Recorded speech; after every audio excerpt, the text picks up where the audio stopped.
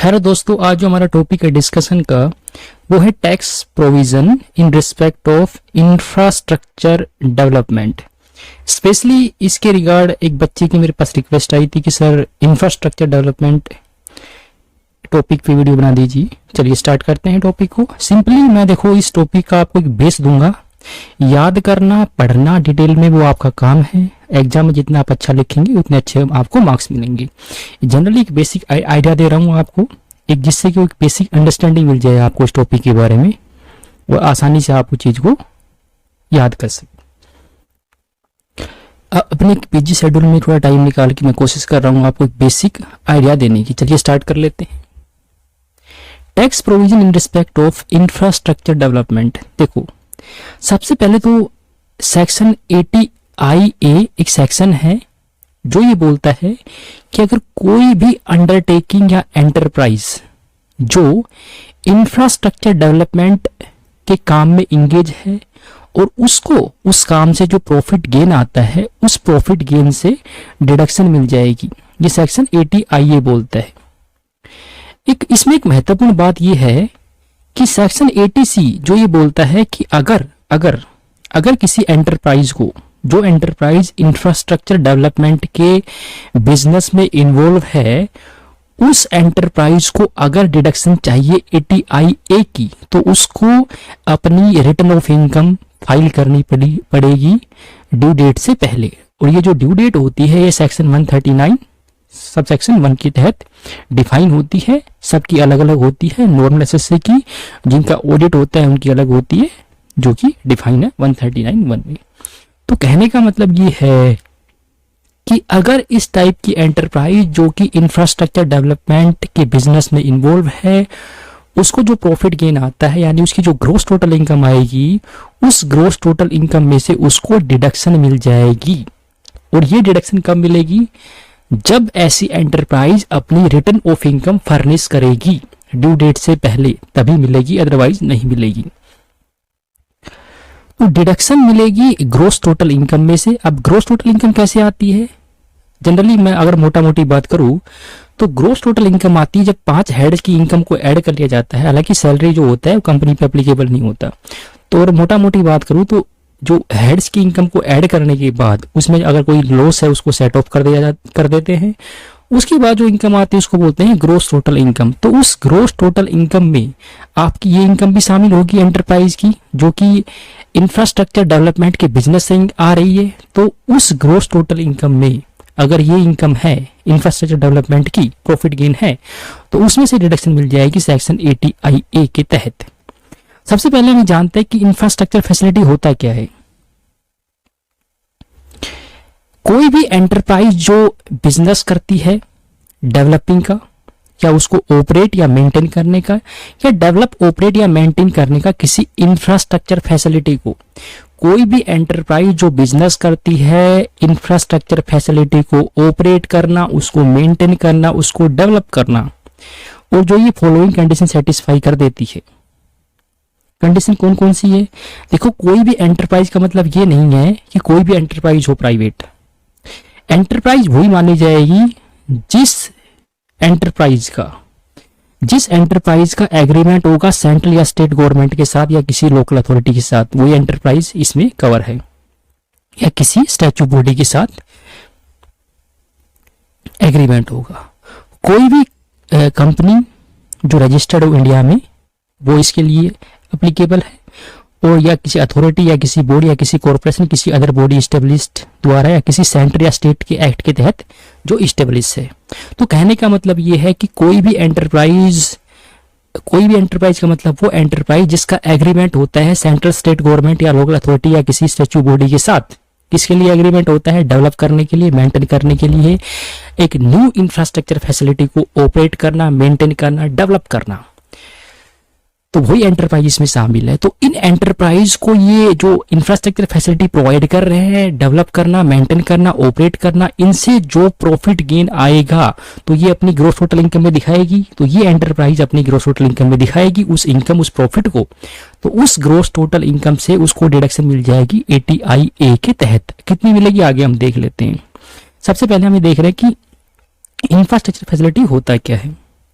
तो मैंने आपको बताया कोई कंपनी जो रजिस्टर्ड हो इंडिया के अंदर और जिसका एग्रीमेंट होता है सेंट्रल स्टेट गवर्नमेंट या लोकल अथॉरिटी के साथ या किसी स्टैच्यू बॉडी के साथ, जिसने अपना काम स्टार्ट करा हो इंफ्रास्ट्रक्चर फैसिलिटी का 1 अप्रैल 1995 के बाद या उस दिन,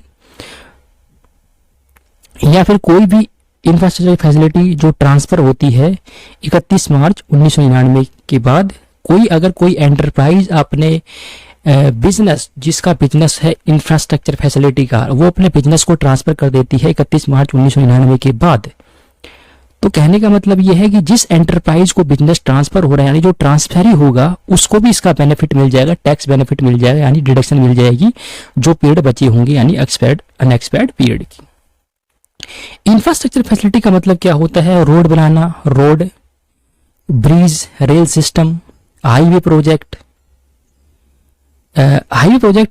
जिसमें शामिल है हाउसिंग या अदर एक्टिविटी जो इसका इंटीग्रल पार्ट हो। मतलब कोई भी हाईवे प्रोजेक्ट तैयार हो रहा है, अगर उस हाउसिंग प्रोजेक्ट के आसपास कुछ घर बना दिए जाए, यानी हाउसिंग प्रोजेक्ट भी स्टार्ट है, तो और वो इसका इंटीग्रल पार्ट है, तो वो भी आ जाएगा इंफ्रास्ट्रक्चर फैसिलिटी के तहत। कोई वाटर सप्लाई प्रोजेक्ट है, कोई वाटर ट्रीटमेंट सिस्टम है, कोई इरिगेशन प्रोजेक्ट है, कोई सैनिटेशन या सीवरेज सिस्टम है, सॉलिड वेस्ट मैनेजमेंट सिस्टम, ये सब क्या है? इंफ्रास्ट्रक्चर फैसिलिटी के तहत कवर होते हैं। कोई भी पोर्ट या कोई भी एयरपोर्ट है, इनलैंड वाटरवेज है, यानी जो समुद्र के अंदर जो जलमार्ग, मोटा मोटा बोलूँ तो मैं जलमार्ग, एक जो आपस में टेरिटरी को एक लिंक करता है टेरिटरी को, तो वो सब किस में आएंगे? इंफ्रास्ट्रक्चर फैसिलिटी के तहत आते हैं। तो जो बेनिफिट मिलेगा डिडक्शन और हाउसिंग अदर डेवलपमेंट एक्टिविटी का, मतलब कोई भी एंटरप्राइज अगर कोई हाउसिंग प्रोजेक्ट का डिडक्शन लेना चाह रही है या उसका कोई डेवलपमेंट एक्टिविटी करती है, तो हाईवे प्रोजेक्ट जो है उसका अगर बेनिफिट लेना है, उसका जो इनकम आएगी उसका डिडक्शन लेना है, तो कुछ कंडीशन सेटिस्फाई करनी पड़ेगी उसको। पहली बात तो ये है कि वो कंपनी जो जिसको प्रोजेक्ट मिला है, हाईवे प्रोजेक्ट मिला है, और वो उस हाईवे प्रोजेक्ट के साथ कोई क्या बोलते हैं हाउसिंग एक्टिविटी करती है, यानी घर बना देती है साइड में, तो वो उसका इंटीग्रल पार्ट है, यानी बनाना जरूरी है आसपास में, तो उसको डिडक्शन मिलेगी। लेकिन कुछ कंडीशन सेटिस्फाई करनी पड़ेगी कि जितना भी प्रॉफिट आएगा उस हाउसिंग प्रोजेक्ट के बिजनेस से, उसको ट्रांसफर करना पड़ेगा एक स्पेशल रिजर्व अकाउंट के अंदर। जो प्रॉफिट यूटिलाइज करना पड़ेगा हाईवे प्रोजेक्ट के लिए ही, सिर्फ वो प्रॉफिट कहाँ यूटिलाइज होगा? हाईवे प्रोजेक्ट के लिए, जिसमें एक्सक्लूड किया गया है हाउसिंग एंड अदर एक्टिविटीज को। वो जो प्रॉफिट है वो सिर्फ हाईवे प्रोजेक्ट के लिए यूज किया जाएगा before the expiry of 3 years following the year in which amount was transfer to reserve account. यानी जिस साल में स्पेशल रिजर्व अकाउंट में अमाउंट ट्रांसफर करा है प्रॉफिट का, मान लो 2021 में, एग्जांपल देके समझा रहा हूं, मान लो 2021 में ट्रांसफर करा है, तो 2021 के बाद यानी 21, 22, 23 और 23-24 यानी आने वाले 3 सालों में ही उसको यूटिलाइज करना पड़ेगा। और जो अमाउंट बच जाएगी यानी अनयूटिलाइज अमाउंट जो होगी उसको इनकम मान के उस पर टैक्स लगा दिया जाएगा। और सबसे महत्वपूर्ण बात इस ATIA की ये है कि ये डिडक्शन जो है वो सिर्फ अलाउड है ऐसी एंटरप्राइज को जिसने अपना बिजनेस स्टार्ट किया हो, डेवलप का, ऑपरेट का, मेंटेन का। कोई भी इंफ्रास्ट्रक्चर फैसिलिटी को डेवलप, मेंटेन करना, उसको ऑपरेट करना, और वो बिजनेस अगर 1 अप्रैल 17 को या उसके बाद स्टार्ट करा हो तो उसको डिडक्शन नहीं मिलेगी। कहने का मतलब ये है कि 1 अप्रैल 17 से पहले जिस एंटरप्राइज ने काम स्टार्ट करा है, develop, operate, maintain infrastructure facility, उसी को इसकी डिडक्शन मिलेगी ATIA की। यानी मोटा मोटी बोलूं तो अप्रैल 17 या उसके बाद ये डिडक्शन नहीं मिलती। उसके बाद है इंडस्ट्रियल पार्क। कोई भी ऐसी अंडरटेकिंग जो डेवलप्स करती है, ऑपरेट या मेंटेन करती है, कोई इंडस्ट्रियल पार्क 31 मार्च 97 के बाद, लेकिन 1/4/11 से पहले, या कोई स्पेशल इकोनॉमिक जोन को डेवलप करना जो कि सेंट्रल गवर्नमेंट नोटिफाई करता है 31 मार्च 97 से बाद, लेकिन 4/6 से पहले। कोई भी ऐसी अंडरटेकिंग जो डेवलप करती है इंडस्ट्रियल पार्क 31 मार्च 99 के बाद, या किसी स्पेशल इकोनॉमिक जोन को डेवलप करती है 31 मार्च एक के बाद और वो ट्रांसफर कर देती है अपने ऑपरेशन एंड मेंटेनेंस को किसी अदर अंडरटेकिंग को, तो जो ट्रांसफर ही होगा यानी जिसको बिजनेस जाएगा उसको भी बेनिफिट मिल जाएगा इस डिडक्शन का, कुछ डिडक्शन का, ATIA की डिडक्शन का, जो कि इंफ्रास्ट्रक्चर फैसिलिटी के बिजनेस से जो प्रॉफिट गेन आएगा तो ग्रोस टोटल इनकम में वो प्रॉफिट गेन होगा, तो उसमें से डिडक्शन मिल जाएगी ATI की। उसके बाद कोई जनरेशन है या डिस्ट्रीब्यूशन ऑफ पावर है, कोई भी ऐसी इंडस्ट्री अंडरटेकिंग जिसका काम क्या है, जो सेटअप होती है किसी इंडिया के पार्ट के अंदर, यानी किसी इंडिया में कहीं भी जो इस्टेब्लिश होती है, सेटअप होती है, उसका काम क्या है, जनरेट करना और डिस्ट्रीब्यूट करना पावर। पावर मतलब जो आपके घरों में पावर होती है, उस पावर की बात हो रही है, बिजली। तो कोई भी ऐसी अंडरटेकिंग जिसका काम क्या है, जनरेट करना और डिस्ट्रीब्यूट करना पावर को, और जिसने अपना काम स्टार्ट करा हो 31 मार्च 1993 के बाद, लेकिन 1/4/17 से पहले। कोई भी एंटरप्राइज जिसने अपना काम स्टार्ट करा हो, जनरेशन डिस्ट्रीब्यूशन पावर का बिजनेस हो जिसका, और वो कोई नेटवर्क को ले करती है न्यू ट्रांसमिशन के लिए, डिस्ट्रीब्यूशन के लिए 31 मार्च 1999 के बाद, लेकिन 1/4/17 से पहले। या कोई भी ऐसी अंडरटेकिंग जो अंडरटेक करती है सब्सटेंशियल रिनोवेशन या मॉडर्नाइजेशन, यानी अपने ही एग्जिस्टिंग नेटवर्क है उसका ट्रांसमिट करने का, डिस्ट्रीब्यूट करने का पावर को, यानी उसी जो पाइपलाइंस है, मतलब मोटा मोटा जो डिस्ट्रीब्यूशन लाइन है उसकी, उस लाइन में कोई अगर वो रिनोवेशन करता है, मॉडर्नाइजेशन करता है 1/4/4 के बाद लेकिन 1/4/17 से पहले, तो वो भी इसमें कवर आ जाएगा, तो उसको भी डिडक्शन मिलेगी। कहने का मतलब ये है। लेकिन यहाँ पे एक बात बताई गई कि जो सब्सटेंशियल रिनोवेशन और मॉडर्नाइजेशन होना चाहिए, मतलब कि जो प्लांट मशीनरी होगी, जो भी प्लांट मशीनरी आप यूज कर रहे हो ट्रांसमिशन और डिस्ट्रीब्यूशन ऑफ लाइन के तहत, कम से कम 50% बुक वैल्यू जो है उस प्लांट मशीनरी की 1/4/4 को मतलब 50% ज़्यादा बुक वैल्यू होनी चाहिए, यानी उसमें इंक्रीमेंट होना चाहिए। प्लांट मशीनरी के अंदर 50% से अधिक का इंक्रीमेंट हो उसकी बुक वैल्यू में, तभी माना जाएगा कि आपने कोई अच्छा रेनोवेशन या मॉडर्नाइजेशन किया है। उसके बाद है कोई रिकंस्ट्रक्शन या कोई रिवाइवल होता है कोई पावर जनरेटिंग प्लांट का, यानी कोई भी इनकम आती है किसी अंडरटेकिंग को जो इंडियन कंपनी की जो है उसको भी डिडक्शन मिल जाएगी। ध्यान ये रखना है कि वो इंडियन कंपनी जो है सेटअप हो रिकंस्ट्रक्शन या revival of power generation plant के लिए, वो इंडियन कंपनी फॉर्म हो, बनी हो 30 नवंबर 5 से पहले, और उसमें जो मेजोरिटी हो इक्विटी पार्टिसिपेशन हो, यानी पब्लिक सेक्टर एंटरप्राइज द्वारा उसमें इक्विटी का पार्टिसिपेशन हो for the purpose of security interest of the lenders to the company, और पावर जनरेशन प्लांट की बात कर रही है। और ये जो इंडियन कंपनी है वो नोटिफाइड हो सेंट्रल गवर्नमेंट द्वारा 31 दिसंबर 5 से पहले।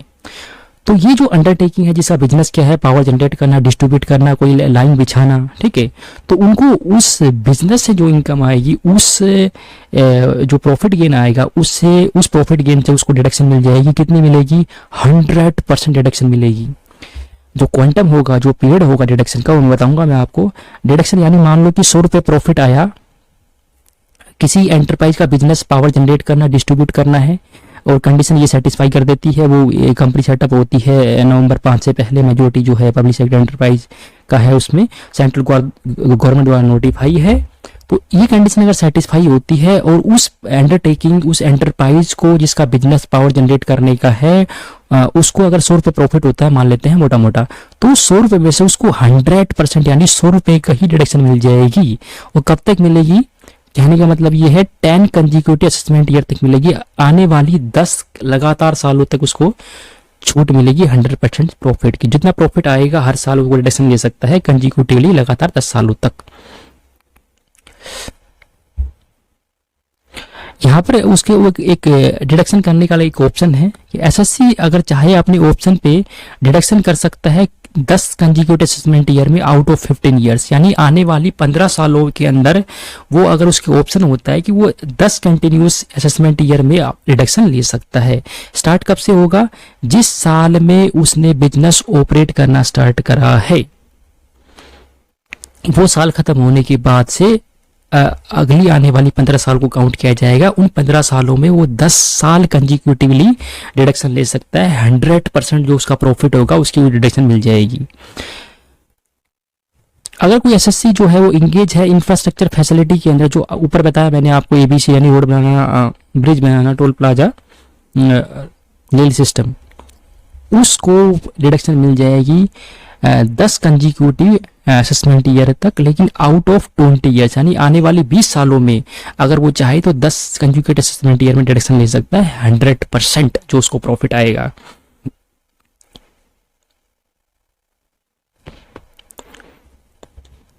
उसके बाद है डिडक्शन जो है ये अंडर पॉइंट 3 में जो दिखा रखी है डिडक्शन, वो अलाउ होगी अगर कंडीशन सेटिस्फाई होगी, यानी जो कंडीशन अगर नीचे बताई गई है वो अगर सेटिस्फाई होती है तभी डिडक्शन मिलेगी प्रॉफिट गेन की। इसमें क्या बताया गया है कि अगर कोई भी एंटरप्राइज जो स्प्लिट अप नहीं होती या उसका रिकंस्ट्रक्शन नहीं होता, यानी कोई भी बिजनेस जो ऑलरेडी एग्जिस्टेंस में है और उसका अगर स्प्लिट अप नहीं होता या रिकंस्ट्रक्शन नहीं होता तभी उसको डिडक्शन मिलेगी, कहने का मतलब ये है। लेकिन इसके अपवाद है, कोई भी ऐसा बिजनेस जो ऑलरेडी एग्जिस्टेंस में है, इंडिया के अंदर है, और अब वो अपना बिजनेस डिसकंटिन्यू कर लेता है किसी प्रीवियस ईयर के दौरान, वो डिसकंटिन्यू क्यों होता है, या तो उसमें डैमेज होता है कुछ, या उसके पास जो बिल्डिंग प्लांट मशीनरी फर्नीचर है वो हो जाए डिस्ट्रक्ट, तो उसने बिजनेस कर लिया डिसकंटिन्यू।